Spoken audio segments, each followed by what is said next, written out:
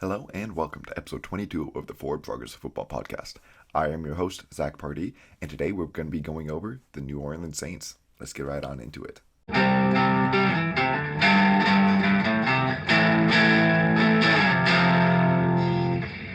Alright, so before we get on into it, if you're on YouTube, leave a like because whenever I hit my new highest liked video, that's when I'm going to be choosing someone in the comment and sending a hoodie that I was wearing in the last video over to you guys. So if you want to get a hoodie and just help me out, leave a like and let's get into it. So in case you're new here, what we do is we go over each roster position by position and break it down. I ask questions like what I want to see coming out of each position, and at the end of it, I give a pessimistic and optimistic overview of the whole roster, as well as talking about the over-under Vegas win total, whether or not I think you should bet the over or the under, as well as the biggest strength and weakness of the roster.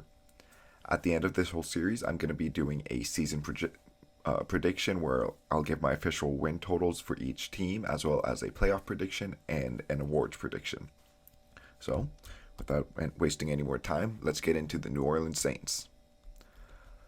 Alright, also I spent a bit more time on the graphics. Let me know what you guys think. Starting off with quarterbacks, we have Jameis Winston, Andy Dalton, Taysom Hill, and Ian Book. Jameis Winston is one of the most polarizing quarterbacks in the league. On one hand, he is a former number one overall pick who led the league in passing and had 33 touchdowns in his last full season as a starter. On the other hand, Tampa moved on from him after year 5 when he threw 30 interceptions in that season. Looking at his PFF stats, Winston tends to be towards the top of the list of big-time throws and positively graded plays, but also has the most turnover-worthy plays and negatively graded plays. Winston is a true roller coaster. Last year, before he tore his ACL, he was having a cleaner season than normal with 14 touchdowns to 3 interceptions, while also having a below-average turnover-worthy play rate, but still the highest negatively graded play rate. So we'll see if this season, if he's a bit safer with the ball now, or if that was just Sean Payton working some of his magic. Either way, I'm excited to watch him play this season because I think he's just going to be fun to watch. For years, Dalton was the definition of an average quarterback, someone who was good enough to win and make the playoffs on a good team, but not good enough to get the team over the hump. These last 2 years, he's been a backup in Dallas who started when Dak went down with injury, and then the veteran option who started the season over rookie Justin Fields in Chicago last year. If he needs to play, he'll be able to execute an offense at a low level, but don't expect him to elevate his playmakers much. Taysom Hill was a fun idea for a few years, but clearly has not worked out so far. I doubt he'll see snaps at quarterback, maybe if he has a wildcat, but honestly I think he'll move back to his old role as tight end, halfback, special teams ace, where he was pretty good at. Ian Book was drafted in the 4th round last year and played one game where he threw for 135 yards, 0 touchdowns, and 2 interceptions. Maybe one day he can be a solid backup, but he will probably be a practice squad guy this year, if not just flat out cut. For running backs, they have Alvin Kamara, Mark Ingram, Tony Jones Jr., Dwayne Washington, Devine Ozigba, Abram Smith, and for fullback, they have Adam Prentice. Kamara is one of the league's best dual-threat running backs, a true weapon in both the pass and the run. Kamara is one of the rare backs they can run an offense through, as we saw them do it last year with Michael Thomas out and the quarterback situation in flux.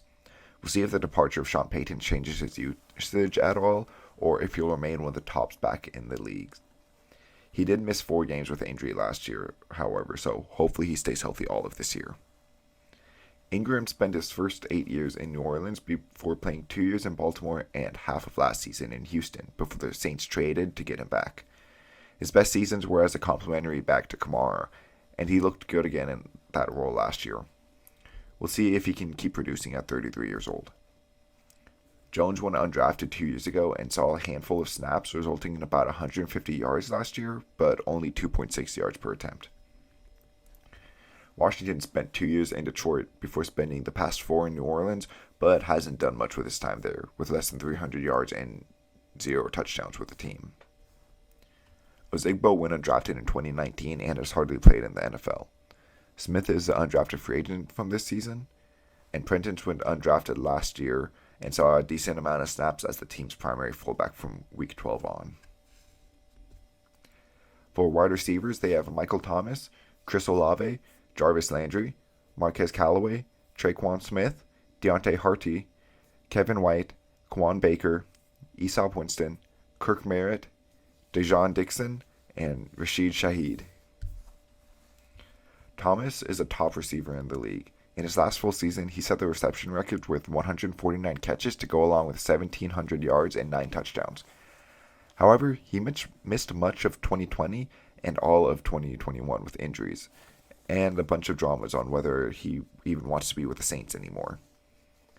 It would also be interesting to see how well he meshes with Jameis, as Thomas did most of his best work in the short to intermediate game, while Winston is notorious for having an affinity for throwing it deep. Olave is such a smooth route runner coming out, and he's able to use that to create nice separation versus man, and also appears to have good awareness of zone concepts and where to sit in holes to be open. He'll give Jameis a deep threat option, and many agree he'd start off best as a number 2 Z-type receiver, so hopefully Thomas is back with the team so we can see that play out. Landry is a high target possession type slot receiver who somehow finds a way to get open and win despite being one of the slowest receivers. At this point in his career, he's best as a secondary or even tertiary threat, as we saw him become less effective without OBJ, even though Odell wasn't effective in Cleveland himself. Now back in Louisiana, can the almost 30-year-old receiver respark his career and remain a viable slot option? Callaway looked ready to step into a starting role after the preseason last year, but disappointed when the regular season began. He should be a solid deep threat for this team and a good number 4 with upside, most likely Olave's backup as another Z receiver. Traquan Smith was injured for about half of last season, and when he did get in there, eventually, he did not look too good, finishing with 377 yards in 11 games. Smith can play both as a slot and an outside receiver, however, so that flexibility is nice to have as a depth piece. Deontay Harty, previously Deontay Harris, proves that you don't need to necessarily be tall to succeed on the outside in the current NFL. Listed at 5'6", 170 pounds, Harty is still able to win on the outside by creating separation with his route running. He also provides additional value as a return man, so he's probably a lock for a roster. White was drafted 7th overall back in 2015, but dealt with injuries instantly. He hasn't been able to stay healthy and hasn't looked like his college himself when on the field, sadly. Baker was drafted in the 7th last year, but didn't play yet. Winston and Merritt went undrafted 2 years ago, but haven't gotten much playing time yet, and Dixon and Shaheed are undrafted free agents from this season. At tight end, they have Adam Troutman, Nick Vanette, Juwan Johnson, J.P. Holtz, Lucas Kroll, and Khalil Warning. Troutman is a good young blocking tight end who has some upside as a receiving tight end, but hasn't had too much success as a receiver so far through 2 years. We'll see if something can unlock within him in year 3. Vanette is more of a blocking tight end and will likely be this team's number 3, honestly, with Taysom Hill likely playing more tight end again. Johnson went undrafted 2 years ago and got a good amount of snaps last year, including 4 touchdowns, so if they keep 4 tight ends, including Hill, I think he's likely to make the cut. Holtz is a blocking tight end coming from Chicago, but with a couple of good blockers ahead of him, it's an uphill battle for a roster spot. Krul, he's an undrafted free agent from this season, and Waring was drafted in the 3rd round of 2019, but he missed his entire rookie season with an injury, and he played a tiny bit in year 2 before being waived and bouncing around a bunch of teams in year 3. It looks like he's going to continue that path now in year 4. Along the offensive line for starters, they have Trevor Penning, Andrews Pete, Eric McCoy, Cesar Ruiz, and Ryan Ramczyk, with James Hurst, Ethan Greenridge, Sage Duxtator, Kalik Washington, Landon Young, Gerald Hawkins, and Derek Schweiger as backup tackles, and then Forrest Lamp, Josh Andrews, Calvin Throckmorton, and Lewis Kidd as backup guards. Trevor Penning is a rookie who was a nasty run blocker in college, but needs to work on his game technically, as he was flagged 16 times and played at Northern Iowa, a FCS school. While he physically has all the talent in the world, he may not be able to hit the ground running. James Hurst is a good swing tackle with starting experience, including most of last year. If Penny isn't at an NFL level yet, Hurst can step in and offer competent tackle play.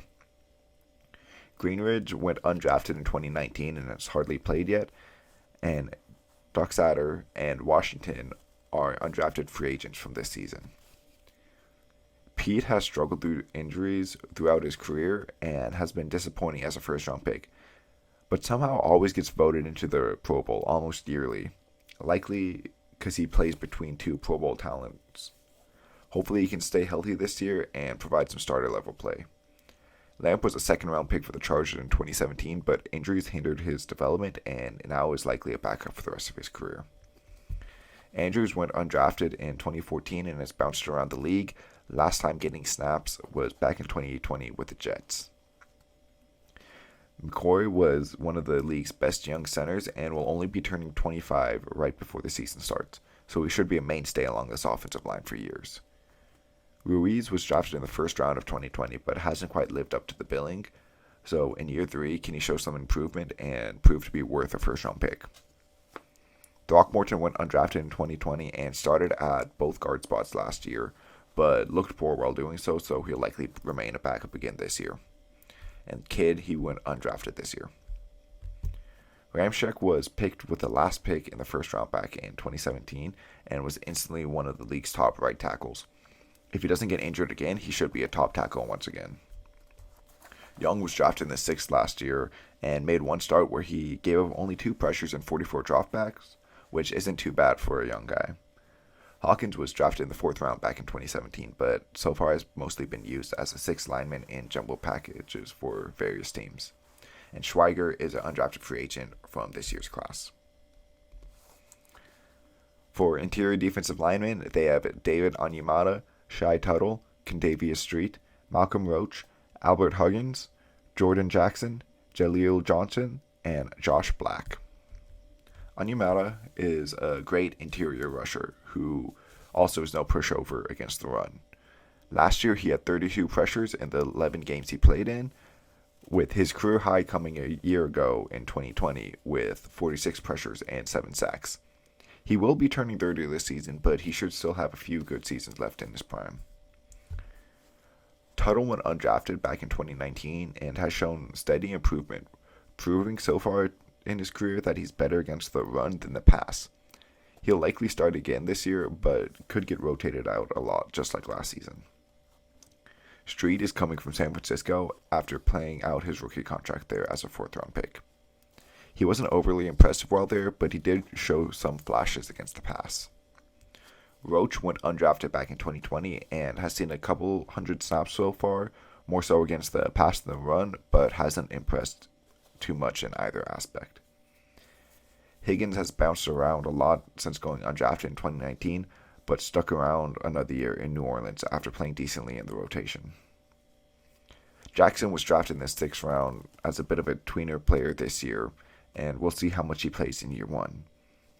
Johnson is a bigger nose tackle type, having a below average year for Houston this past season, and Black is an undrafted free agent this year. For edge defenders, they have Cameron Jordan, Marcus Davenport, Peyton Turner, Tano Passanha, Carl Granderson, and Taco Charleston. Cameron Jordan is one of the league's best all-around edges, great against both the pass and the run. Last year yielded his lowest amount of pressures since 2014 with 51, but he also had 13 sacks, so let's see if Jordan can keep being one of the top-tier edge rushers. Davenport had his best season last year with 42 pressures and 9 sacks despite missing weeks 2 through 6. Now playing on the 5th-year option, he's a likely candidate to have a monster year. Turner struggled with injuries through his rookie season and is stuck behind 2 great pass rushers. He was likely drafted as a replacement for Jordan if he regresses due to age, or Davenport if he becomes too expensive. As a third edge, he should see a lot of snaps, so let's see if he can take advantage of that in year 2. Passanha didn't do much for Kansas City as a 2nd rounder back in 2017. The bigger-bodied edge can also rush from the inside on passing downs, but so far he hasn't been as effective as hoped for. Granderson went undrafted back in 2019 and saw a good amount of snaps this past season in rotation, finishing with 28 pressures and 3 sacks. And the former first round pick Charleston has bounced around the league since being dropped by Dallas, not living up to the billing sadly, and it's an uphill battle for him to make this roster as well. For linebackers, they have Demario Davis, Pete Werner, Zach Bond, Caden Ellis, Eric Wilson, DeMarco Jackson, Andrew Dowell, Nefi Sewell, and Isaiah Pryor. Since his second stint in New York and in these past 4 seasons in New Orleans, Demario Davis has quietly been one of the league's best linebackers, both against the run but more importantly in coverage. He still played great last year, so let's see if he can keep it up at age 33. Werner was drafted in the second last year and didn't see full playing time, but when he was out there, he looked great. Now in year 2, he'll likely see an increased role. Hopefully he can keep playing at a high level over a larger sample size. Bond was an edge rusher in college, but due to his great athleticism, he's being transitioned to off-ball linebacker. So far, the transition has been unsuccessful. However, he is only entering year 3, so there's plenty of time for him to grow. Ellis plays a hybrid edge linebacker role, mostly playing in base packages, so far as a good run defender. After a disappointing starting season in 2020 with Minnesota, Wilson hardly has played last year and is slated to be a backup once again. Jackson was drafted in the 5th round this year out of App State. Dowell went undrafted in 2019 and has hardly played defensive snaps yet, and Sewell and Pryor are undrafted free agents from this class. For cornerbacks, they have Marshawn Lattimore, Paulson Adebo, Chauncey Gardner-Johnson, Alante Taylor, Bradley Roby, P.J. Williams, Jordan Miller, Dylan Mabin, Bryce Thompson, DeMarcus Fields, and Vincent Gray. Lattimore is an extremely talented cornerback, but you could definitely argue that his best season was in his rookie year. He tends to be a defender who will show up against the top tier wide receivers, but sometimes can get beat by less talented receivers. He seemed to have a bounce back year last year, despite giving up the most yards in his career and tied for the most touchdowns. His biggest concern is consistency, and if he can be more consistent, that would make him undoubtedly elite. Adebo was drafted in the 3rd round last year after opting out of the 2020 season in Stanford. As a freshman, he was an amazing corner, but struggled with the injuries and declining play after that. Year 1 in the NFL went alright for him, so hopefully he can play better in year 2, but there are plenty of corners behind him ready to take the starting job if Adebo can't. Gardner-Johnson has been a great nickel since day 1 and hopefully will continue now entering a contract year 4. Taylor is a good athlete and projects well at cornerback, but many thought taking him in round 2 this year was a reach. We'll see if he can prove people wrong starting in year 1. Roby is good depth to have with experience at slot and outside, but has never had real high-end production. But he can come in and at least stabilize this unit if the young guys can't step up or anyone gets injured. Williams has had a pretty up and down career, but looked pretty good as a rotational slot and even safety at times last year. Miller was drafted in the 5th round in 2019, but hardly has played yet, and Mabin went undrafted back in 2019, also hardly playing. Thompson went undrafted last year, didn't play at all, and Fields and Gray are undrafted free agents from this season. At safety, they have Tyrann Mathieu, Marcus May, Daniel Sorensen, JT Gray, Justin Evans, and Smoke Monday. Mathieu is one of the league's best defensive backs. His versatility allows him to be deployed at either safety spot or as the nickelback. He has great route recognition and see the pass coming, but a downside with him is he can be wrong and get beat. It should be very fun to see how he's used in year 1 with defensive head coach Dennis Allen. May really broke out once Jamal Adams was traded away, being one of the very few bright spots on the Jets. Now that he's out of New York, can he look even better? And will he be able to fully replace Marcus Williams, or is there going to be a big drop-off? Sorensen's play has definitely began to drop off, with him looking like one of the worst safeties in the league last year, if not the worst, until he got benched. And when he was coming off the bench, he did look at least a bit better, so he should have that same role here as the 3rd safety, so hopefully he doesn't look terrible and is at least decent. Gray, he went undrafted back in 2018, but hasn't played yet. Evan's career started off really well as the 2017 second rounder started for the Bucks right away. However, after another starting season in 2018, injuries derailed his career and he hasn't seen a snap in the past 3 seasons. Smoke Monday is an undrafted free agent this year, and I'm hoping he makes the roster just because that's a sick name. For his special teams, they have Will Lutz and John Parker Romo at kicker, Blake Gillikin and Daniel Wellen at punter, and Zach Wood at long snapper. Lutz has been an amazing kicker since going undrafted in 2016, but he missed last year with injuries. They have Romo as an undrafted rookie in case Lutz can't be 100%. Gillikin was a really solid punter last year in his first year starting with a 42 net average, but they do have undrafted free agent Whelan as competition, and Wood has been the Saints long snapper since 2017. So now it's time for my season projection. As I said, I'm going to talk about everything that can go wrong and everything that can go right, as well as what I think their floor and their ceiling is, what I think about their Vegas over-under win totals, as well as their biggest strength and their biggest weakness.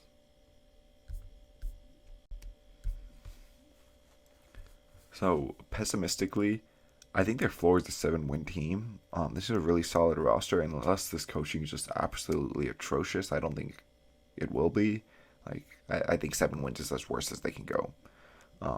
Some things that can go wrong, though, is Jameis. He's just as turbulent as ever, and his poor play makes the good plays irrelevant. Kamara could struggle again with injuries, and Ingram just looks old out there.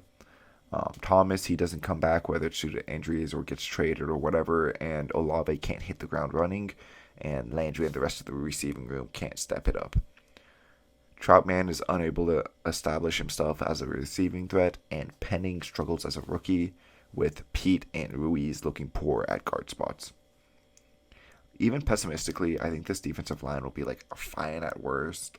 There's just like way too much talent there for them to be bad, but Demario Davis, he is getting up there in age, so he could be hit with a bit of that regression, and the young guys besides him might not be able to step it up. Lattimore could just remain inconsistent, and this cornerback 2 spot could get rotated around because no one is able to step up and play well. Just like the edge rushers, I think the combination of Chauncey, May, and Matthew at the safeties and slot spots should be fine, like at worst. That's why, I think they're going to be at least 7-10 because this defense should keep them in a lot of games, and the Jameis Winston roller coaster should at least get the high end variance occasionally, even in a bad season. But optimistically, I think this team can go 12-5. Jameis, he could continue to be more careful with the ball, but still having those big plays, and Kamara can stay healthy with him and Ingram forming the nasty 1-2 punch once again. If Thomas comes back and Olave looks great out the gate with Landry too, looking like the solid slot receiver he is, that could be one of the best 1-2-3 receiving rooms.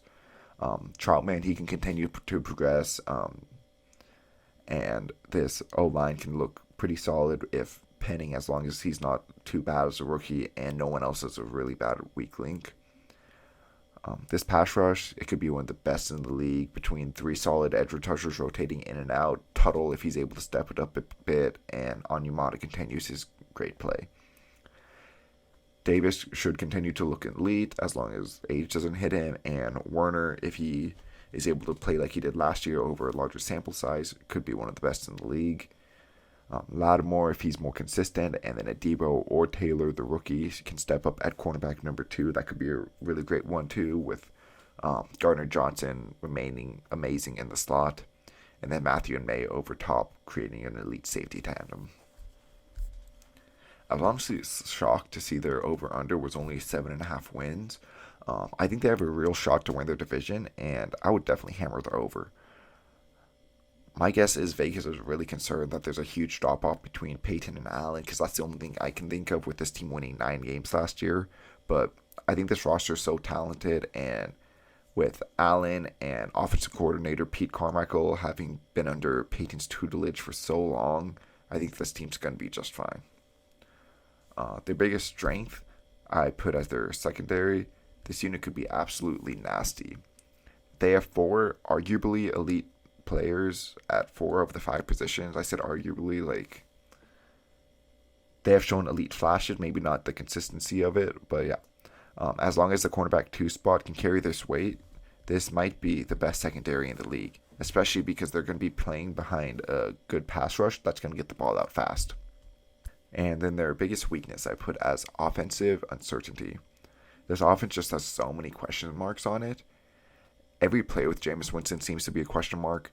Running backs are unreliable, especially if they have injuries history and they're getting older. Michael Thomas, he's been out for a couple of years. Olave is a rookie. Landry, he seems to be in the declining phase of his career. Troutman, he hasn't done much yet. They've left tackles a rookie. Add all that to losing one of the greatest offensive minds in the league, there's a chance that this offense really does hold this team back. Alright, so that's going to do it for this episode. If you're on YouTube, leave a like, comment, subscribe. Remember, I'm going to be picking someone to send a free hoodie to, so if you want that, go ahead, do it. If you're on Apple Podcast or Spotify or wherever you're listening to this, leave a 5-star review. Go send it to your friends. And yeah, let me know what you guys think of the new graphics. If you liked it, it did take a lot more time, but I think they looked really good. So yeah, thank you, and see you guys next time.